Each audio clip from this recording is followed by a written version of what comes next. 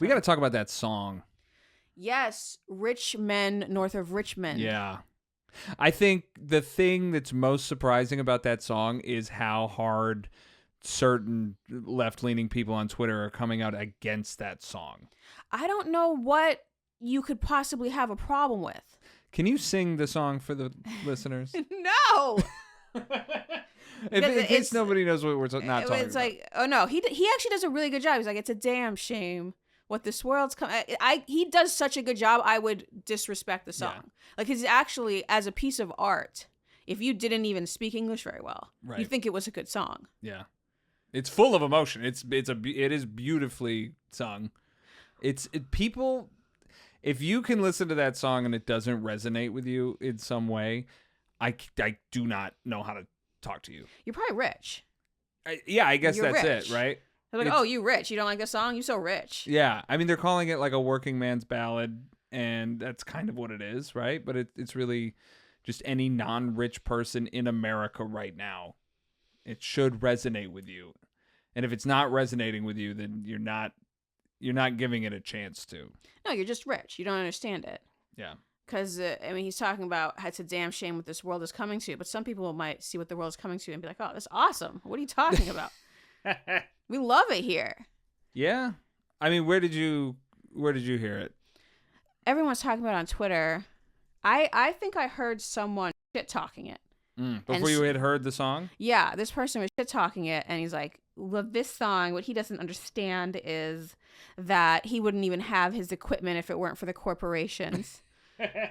And I was just like, well, let me hear the song first. And then I played it, and I was like, well, this is objectively as art, this is good. Yeah. You want me to read the lyrics? Yes. Okay, in case you've heard the song, because this is the first time I've actually looked at the lyrics. I've been selling my soul, working all day, overtime hours for bullshit pay, so I can sit out here and waste my life away, drag back home and drown my troubles away. It's a damn shame what the world's gotten to for people like me and people like you.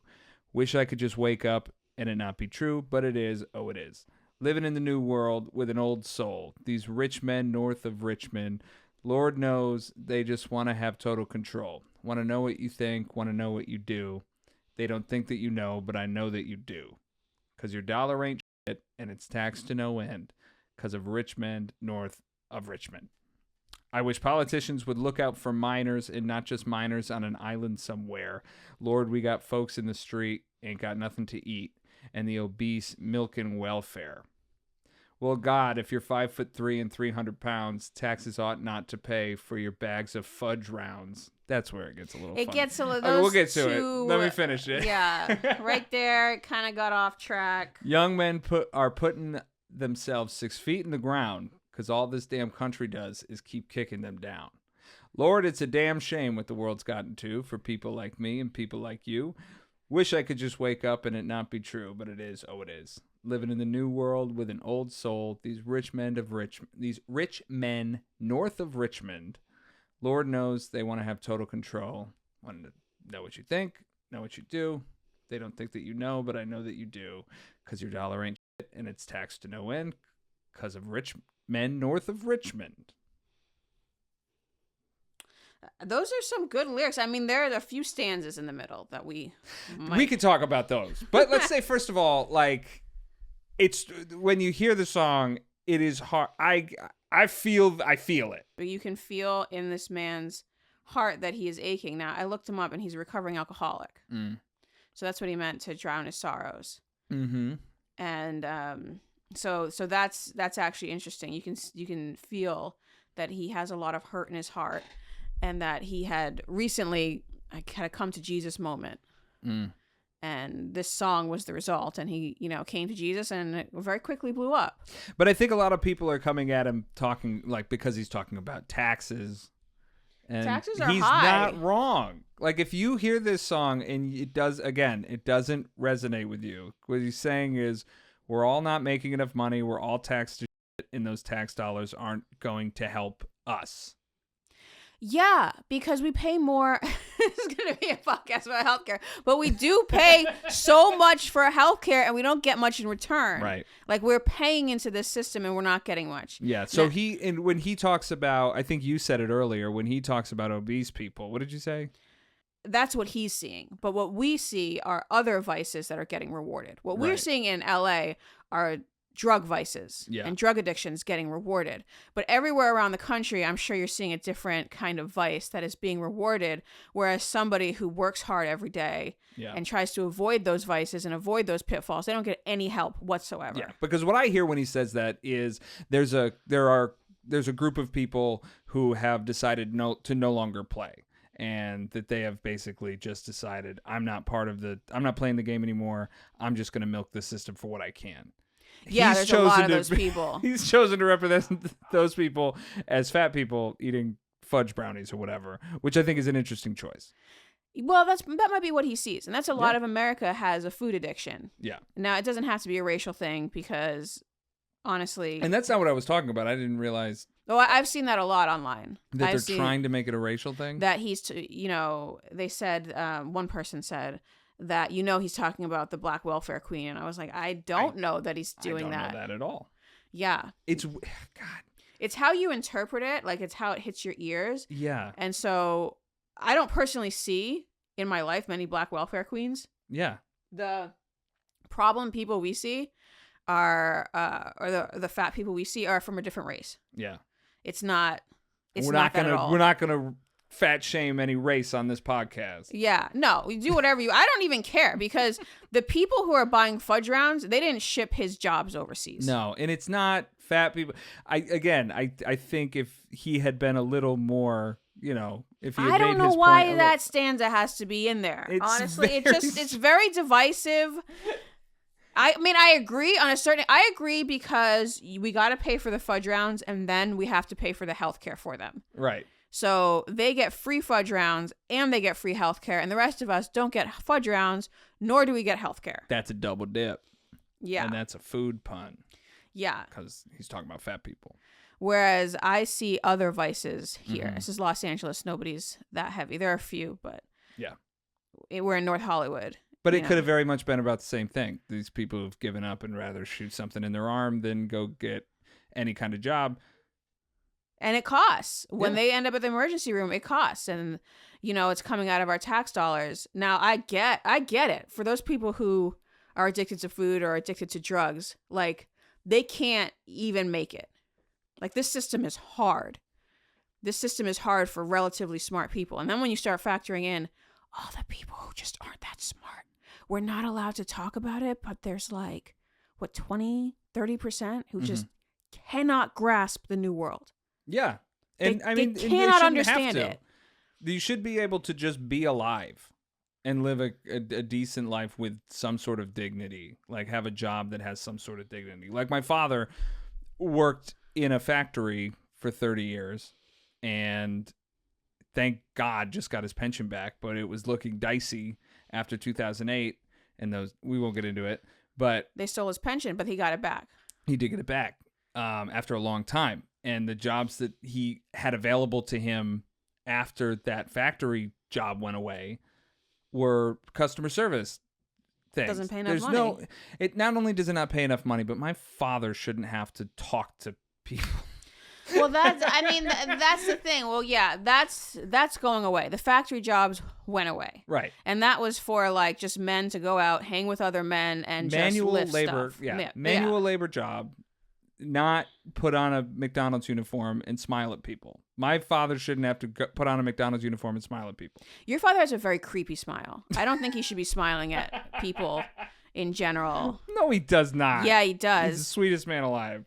He looks like Jack Nicholson from The Shining. He does. And he showed me that movie way too early, which I thought was a threat. But that's not the point. The point is that the manual labor jobs for a certain type of man, and it's not a racial thing. No, this used to be everywhere. Like Detroit used to have these jobs. These jobs used to be absolutely everywhere. In the new world, those jobs are gone. In the new world, those jobs are gone. And I'm going to be the asshole now. Mm-hmm. the reason why we had that stable of a manufacturing base is because after World War II, we were the last country left intact. Mm-hmm. So that was kind of an anomaly that we had that era from 1945 to, what do you say, 1980 or something? Yeah. Maybe 1985, where those jobs were even available, that anybody could go out and get a job that paid that much. Sure. So, I mean, I get it when it's like, well, that's over now. But the world and the wealth that those jobs built should have been used to create a world that is not the world we're living in right now. All the money, all the wealth that the country built during that time has gone up and up and up and up. So it has basically been sucked out of the communities that built that wealth for the people who own those factories or own those companies. Yeah, and this is a definite detour, and we'll just leave it alone after I say it. But a lot of that wealth is going to nursing homes. Oh boy. It's not getting passed down from like father to son or mother to daughter. It's going to nursing homes. Why do you want to walk away from that? That's important. That's part of this new world that we're talking about. Because his song, what's this guy's name again? His name is Oliver Anthony. Oliver Anthony's song is about being oppressed from the outside, and it's not really like, yo, when we're talking about putting people in nursing homes, that's also not something that you really had to deal with in 1950 either. Mm. These either people didn't live that long, well, I mean, or they I kept them in the think house. you have to clarify what you're saying.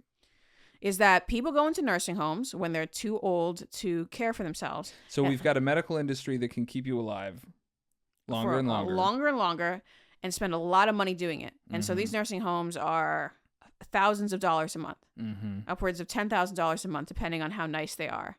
So instead of passing down wealth, people put their wealth in the house, they sell the house.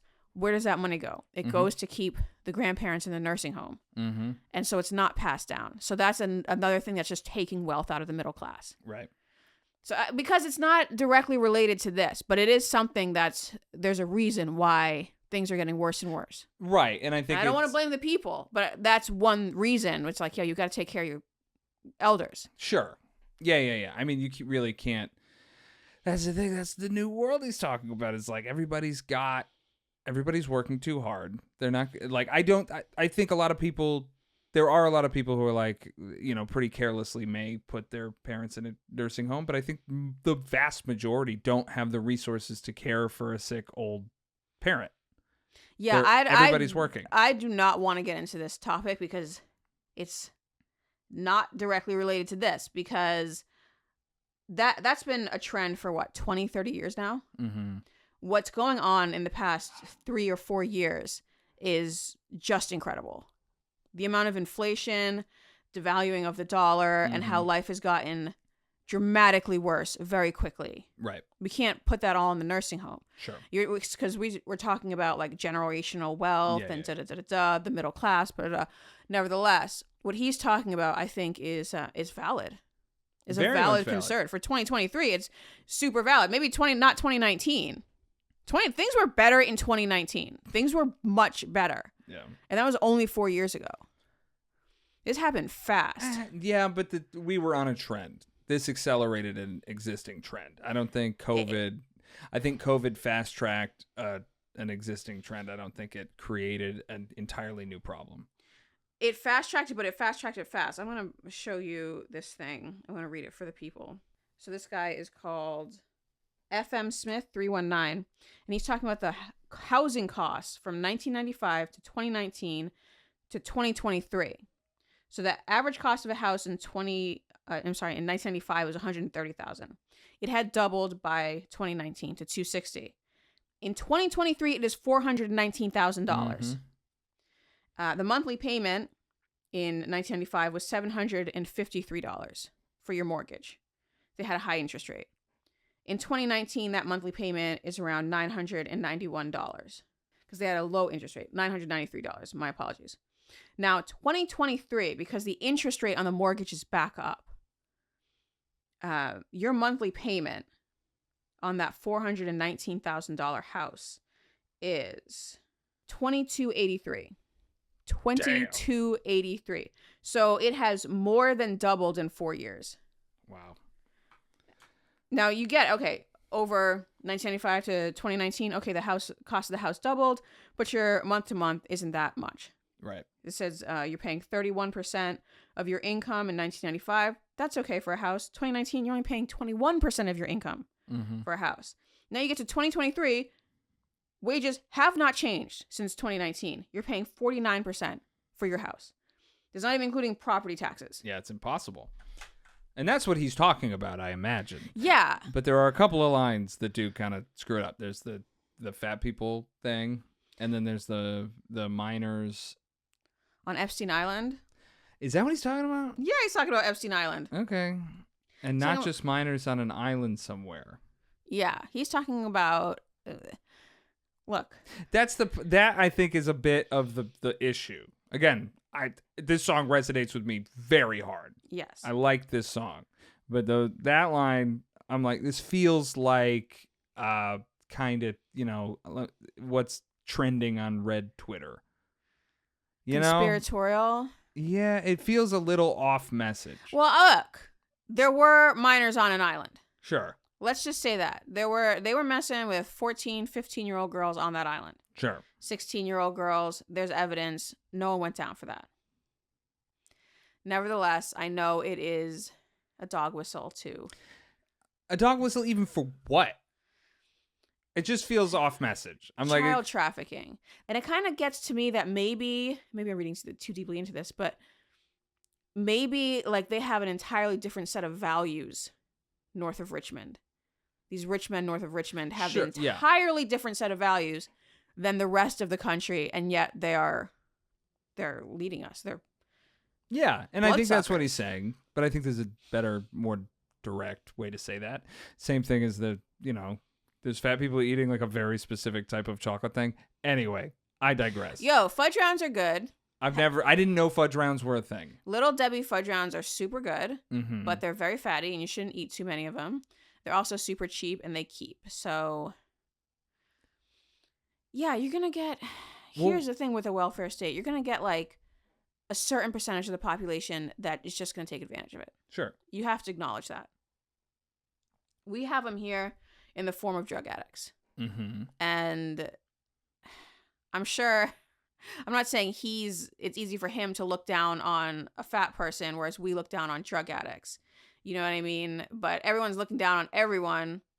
We're not really paying attention to the fact that these people on the street, these fat people, these drug addicts, they're not really causing the problems. Well, it seems like what it says to me is that there is a class of people who have decided not to participate in society, which again, I understand.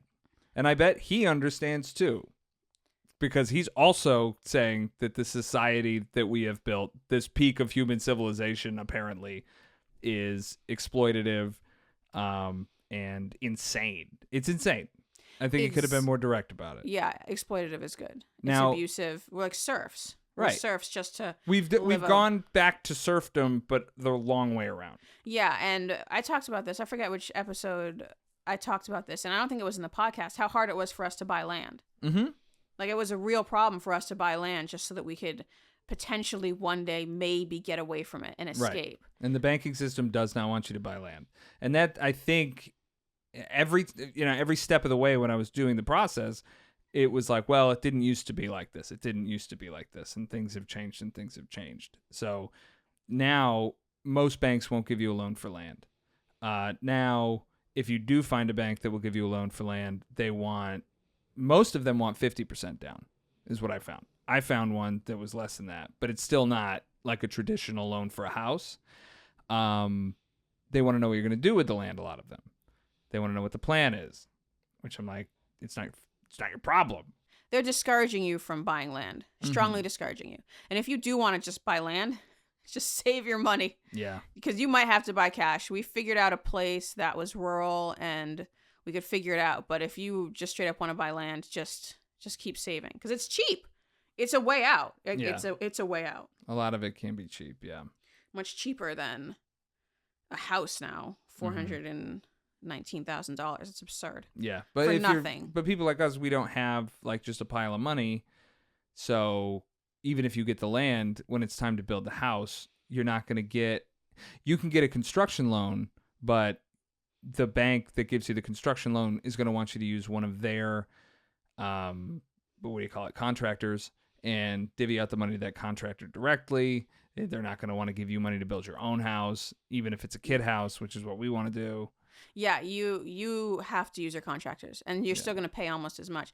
It's easy for it all to start feeling coordinated, and it's like when we talk about conspiracy theorists, and it, like we're not, but the people who get real deep in it, there's always there's an attempt to find a unifying theory. There's an attempt to make everything connect. So it's like you look at all these things about the modern world and you go like, well, they don't want us buying land. They don't want us. They want us trapped in these college loans. Those are all they don't separate want us grifts. Saving rainwater. Yeah, and those are all separate grifts by separate horrible people. But it does go through the rich men north of Richmond because they have to lobby DC to get their grifts passed. They're all represented by the same people. Yeah, so you can kind of be like, I see where you're coming from. Yeah. I see where you're coming from. And yeah, I'll read some of the absolute absurd hate tweets. This is how I found it. And it's so, there's nothing that seems more out of touch to me than fucking liberal people on Twitter talking about this guy. Because it's like, how is this not in any way resonating with you? Okay, so here's one. I'm not going to mention any names because I don't want them to blow up.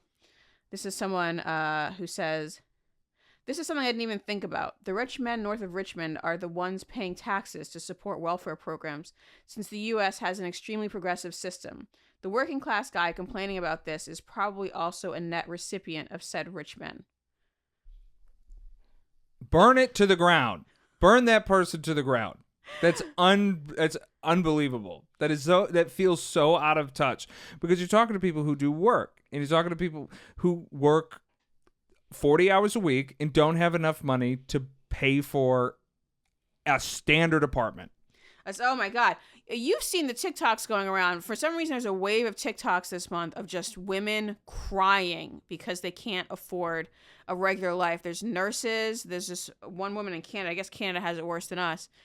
And she's like, I just got this job. I'll never be able to own anything. It's just many, many, many TikToks of women crying because they work their ass off and they can't get ahead. Yeah, I think a lot of people see student loans coming.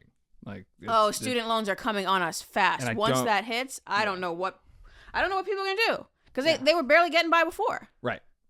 Like, how much harder can people be squeezed from every direction? Everything has been allowed to be capitalized, right? Like we watched that guy or that woman on YouTube.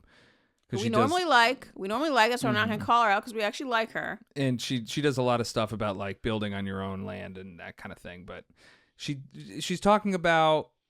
I'm sure there are some like unintended consequences of rent control, but listening to the landed class talk about why rent control is a problem is insane, because they're basically saying if you implement rent control, it's going to make buying lots of properties and renting them a less desirable business.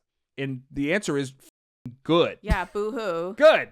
Boo-hoo on that. There was a Boston proposal. They said they wanted to cap rent control at 10%. Like, that is plenty. And a lot of people in Boston are saying, like, yeah, that's not enough. Like, that's too high. That's insane. Yeah, I would say 5%. It's got to keep pace with inflation, because they have to be able to keep up the property. And that's a problem. You don't want the property getting, becoming substandard. Sure. Because they can't afford to keep it up.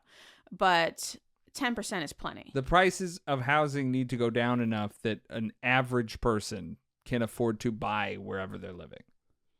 Like, if they can work there, if they're working there, like a teacher who works in LA, I don't know how you're buying a house in LA. No, it's impossible. I don't know how you would do it. So either you raise the price of the salaries on the teacher by what? Start at 6 figures? Right. And then that's paid for by taxes on the people living in LA. It just becomes an insane cycle. Like, something has to drive the cost of housing down. You need to build more houses, which is hard here because all the land is owned, and the land is the expensive thing.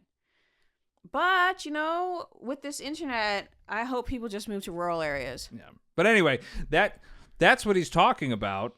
And these people, the backlash from it is just crazy to me. Yeah, I'll read some other tweets. This is another person. I actually commented on this because I can't stand this. He says, "It brings me no pleasure to report that the Men North of Richmond guy's playlist is public, and he thinks Jewish people are responsible for 9/11." And yeah, they had found his YouTube a playlist that he made for himself on YouTube and leaked watch it. later. And there's one of them is videos that make your noggin get bigger, and it includes stress, testosterone, and free will. So yeah, this is a regular guy. This guy was a regular guy a month ago. Like he was not a country music star. And it's so ironic because one of the lines in this song is they want to know what you think and they want to know what you do. So yes, the person who tweeted that has become a function of this system that he's not particularly wrong about. Yeah, but it's the same kind of attitude as going 2 years behind in someone's Twitter and trying to smear them for something. And it's even worse because he didn't even make that video. Yeah. It's crazy. It's just in his it's playlist. A weird... And we tried to find some videos from that perspective earlier today because everything I've seen has been like, this is a great song. From a lot of different places I didn't expect it. Like a lot of like music review channels on YouTube that don't seem to typically review country music. Yeah, because it was going on. I mean, it's such a big hit. It's such a phenomenon that you see all of these people of all races coming together and being like, yeah, I get it. Yeah, and that's the thing about this song is once songs like this can sort of be like, we can all sort of get around, like then maybe something will happen.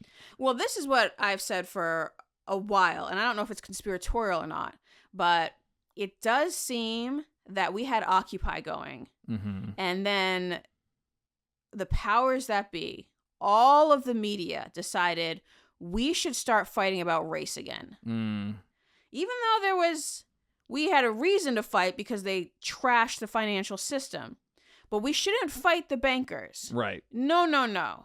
We should fight poor whites about race. Wasn't a problem until we got it together to start fighting them about Occupy. Yeah. That's the timing of that. The timing's interesting. I was just, and now I hope we get back to it. I hope things get bad enough. No, it can't. It will never. Occupy failed because it sort of imploded upon itself, right? I remember going to Occupy, and this is like when I was a little girl. I went to Occupy, and yeah, it imploded upon itself, and you got these anarchists, and the anarchists have always been there. They were at the Iraq War protests. They're just grungy people, and they're vegan, and they insert themselves. They put themselves right in the middle of whatever social cause there is, no matter what. They put themselves right smack dab in the middle, and they are the least able to organize. They are the least sympathetic to the public. And I remember when I had to leave Occupy LA, I left because they were having a debate of what was going to go at the food table. And these extreme people, we might classify as Antifa now, were like, well, we need vegan foods. And I was like, that's it. You people can't do this. Yeah. What needs to be done, you people can't do because you're worrying about if the food is going to be vegan. If we have to overturn the system, we might have to eat each other. And y'all are fucking worried about if the food is vegan. This is not happening. It's not over. Serious. You are You're not being serious people. Yeah. Yeah. It's the point of personal privilege, people. But you can't do what needs to be done because if you're talking about rich men north of Richmond, you're talking about people who have mercenaries. You're talking about people who have master's degrees from Ivy Leagues and employ people with PhDs in math to trick the system and so forth. You're talking about the people who are in control of the military, and you are afraid of clapping. Yeah. You are afraid of cheese. You can't do it. These people can't do it. And it's one of those things where it's like, if we really wanted to make change, it would have to be normal people that do it. Right. These anarchists are not ready. Yeah. And they're getting close to knocking normal people off of this, but they typically keep normal people a couple paychecks ahead. And I feel like it's getting, narrower and narrower. Yeah, when normal people are paycheck to paycheck. Now, this is what we talked about on is it a social movement or is it a cult? Mm-hmm. There's relative deprivation. And that's when a lot of social movements happen, at relative deprivation, not absolute. So it's not like we're all impoverished. Like, this is what this other tweeter said. This is how I found it. And this guy sucks a lot. This guy sucks so much. I'm not going to name his name, but he sucks so badly I can't even talk about it. He says, the main point of conservatives' new favorite song is that rich men have devalued and taxed the dollar. But in America, most taxes are paid by the rich, and even our poor are rich by global standards. Note that an off-grid Virginia farmer can spend more than the annual household income in most countries on recording equipment for his music hobby. 40 years ago, an American hillbilly would have been lucky to have his own harmonica that cost less than 1 week's supply of this guy's beard wax. Populists on both the left and the right can't articulate what irks them. So they invent these economic grievances and blame these rich men north of Richmond for forcing them to sit out here and waste my life away. Drag him into the street. That person is just so out of touch. This is what he looks like. Yeah, I know. I know what he looks like. Oh. And you probably listening know what he looks like too. You all know what he looks like. Just a smarmy fucker. Yeah. Anyway. And he's from the UK. Well, what I found interesting is after that tweet, somebody was like, yo, this is super out of touch and stupid. You sound like a real idiot. And then he was like, to clarify, I said they're not able to articulate what irks them. Not that there's nothing that should irk them. And it's like, so you're basically saying that these people are too stupid to get upset. They don't get to get upset. They don't get to get upset because stupid. they can't form an articulate sentence about why they're being exploited by our culture. Maybe Yeah. that's not the right way to say it. They're why they're being exploited by this society we've all apparently agreed on the rules of. Yeah, and the rules have changed. Hey, this is the Maya Muses podcast, the full version, which is over an hour, is on my Patreon. You should really join my Patreon because I talk about a lot of things that would probably get me kicked off YouTube.